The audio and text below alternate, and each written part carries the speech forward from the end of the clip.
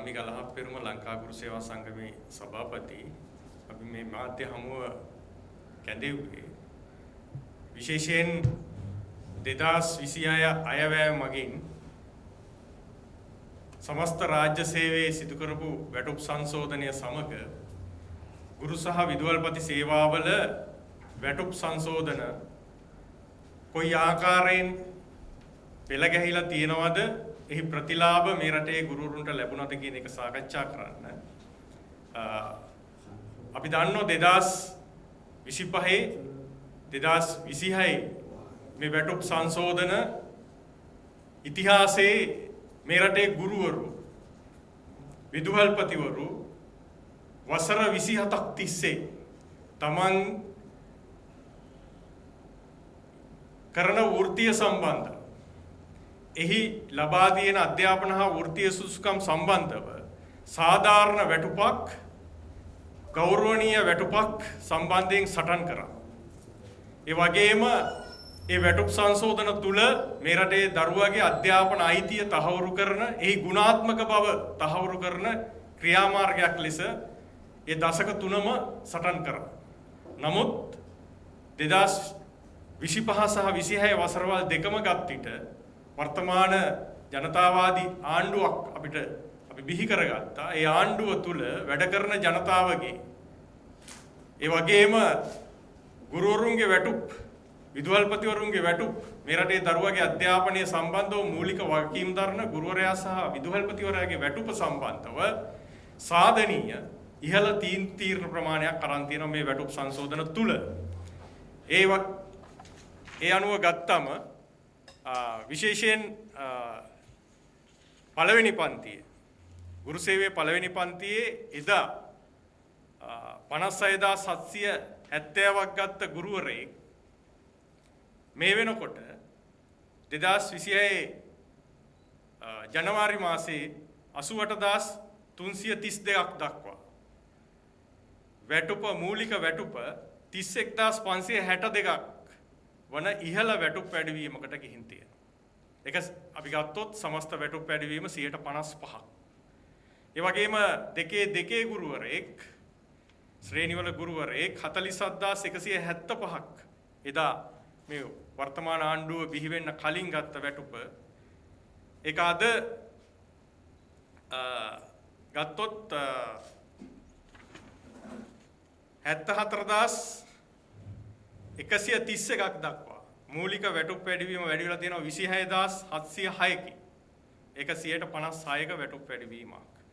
ඒ වගේම දෙකේ ගුරුවරයෙක් ගත්තොත් 39175ක් එදා ගත්ත ගුරුවරයෙක් මේ වෙනකොට 61559ක වැටුප් වැඩිවීමක් දක්වා ගිහින් තියෙනවා.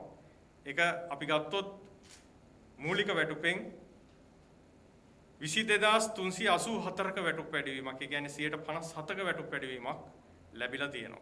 ඒ වගේම 3 උපාධිධාරී ගුරුවරයෙක් අද පත්වීමක් ගත්තොත් ඔහු එදා 37835ක වැටුපකින් තමයි ආරම්භ වුණේ.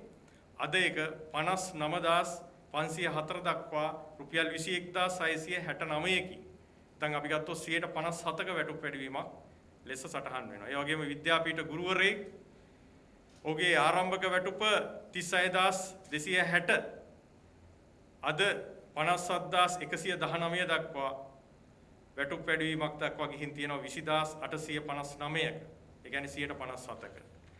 මේ වැටුප් සංශෝධන ඇතුලේ කියවෙන්නේ මේ රටේ අනාගතයේ සම්බන්ධව විශේෂයෙන් මේ රටේ දරු පරපුරේ අධ්‍යාපනය සම්බන්ධව මූලික වගකීම් දරන පන්ති කාමර ඉගෙනුම් ඉගැන්වීම් ක්‍රියාවලිය තුළ මූලික වගකීම් දරන ගුරුවරයා විදුහල්පතිවරයාගේ වැටුප් වැඩි කිරීම පිළිබඳව.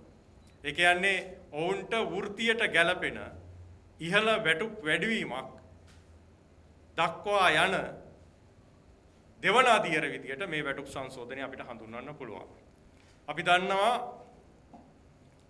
ඉතිහාසය තුර මේ රටේ අධ්‍යාපනය පිළිබඳව මේ රට පාලනය කරපු පාලකයන් විසින් මේ රටේ දරුවගේ අධ්‍යාපනය සම්බන්ධව තබපු බර ගත්තොත් අපි දන්නවා ගුරු සේවය සහ විදුහල්පති සේවයේ වසර 27ක් ඔවුන්ගේ සේවාව ක්‍රියාත්මක කරේ නැහැ.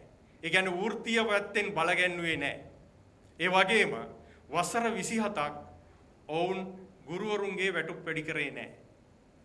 පොදුවේ රාජ්‍ය සේවය තුළ ඔවුන්ගේ බලය පිළිබඳව අභියෝග පැන නැගිච්ච අවස්ථාවල විතරක් මැතිවරණ පොරොන්දු විදියට පොදුවේ රාජ්‍ය සේවයට දීපු වැටුප් සංශෝධන මිසක් ඔවුන් මේ රටේ අධ්‍යාපනය පිළිබඳව දරුවගේ අධ්‍යාපනය පිළිබඳව මේ රටේ අනාගතය පිළිබඳව තැබිය යුතු බර තැබුවේ නැහැ කියන එක අපිට විවේචනයක් විදියට තියෙනවා. නමුත් වර්තමාන ආණ්ඩුව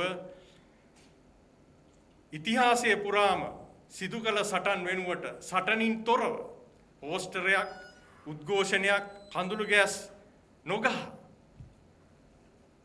මේ රටේ ගුරුවරුන්ගේ විදුහල්පතිවරුන්ගේ ඒ වගේම සමස්ත රාජ්‍ය සේවකයාගේ වැටුප් ඉහළ නැංවීමට කටයුතු කරලා තියෙනවා. මේ තුල අපි බලාපොරොත්තු වෙනවා විශේෂයෙන් ගත්තම අධ්‍යාපන ප්‍රතිසංස්කරණ නව අධ්‍යාපන ප්‍රතිසංස්කරණ ක්‍රියාත්මකයට යෝජිතව තියෙනවා. ඒකට අවශ්‍ය විශේෂයෙන් ගත්තම පන්ති කාමර ඉගෙනුම් ඉගැන්වීම් ක්‍රියාවලිය මූලික වගකීම් දරන ගුරුවරයා ඉහළින් ඔසවා තැබිය යුතු වෙනවා. ඒ සඳහා එක පැත්තකින් ඔහුගේ වෘත්තීය දියුණු කිරීම සඳහා නැත්නම් වෘත්තීය බලගැන්වීම සඳහා අධ්‍යාපන සභාව මේ වෙනකොට ක්‍රියාත්මක කිරීමට අවශ්‍ය නෛතික පහසුකම් සකස් කරමින් තියෙනවා. අනිත් පැත්තෙන් රාජ්‍ය සේවය තුළ ඉහළම වැටුප් තලවලට මේ ගුරු වෘත්තීය, විදුහල්පති වෘත්තීය වැනි වෘත්තීන් රැගෙන යමින් තියෙනවා. මේ තුළ ගුරුවරයා ආර්ථිකව සහ වෘත්තීය පැත්තෙන් බලගන්වමින් ඔහු මේ රටේ සමස්ත අධ්‍යාපනයේ ක්‍රියාදරයන් බවට පත් කළා. දක්ෂතා ඇති උපාධිධාරී ගුරුවරුන් මේ සඳහා අවශෝෂණය කරගනිමින් රටේ දියුණු අධ්‍යාපන ක්‍රමයක් සකස් කිරීම දක්වා මේ ගමන් කළ යුතුයි කියන ස්ථාවරයේ ඉඳිමින් මේ කටයුතු කරන්නේ. මේ සම්බන්ධව අපි රජයත් සමග කටයුතු කරන්න අපි සූදානම්.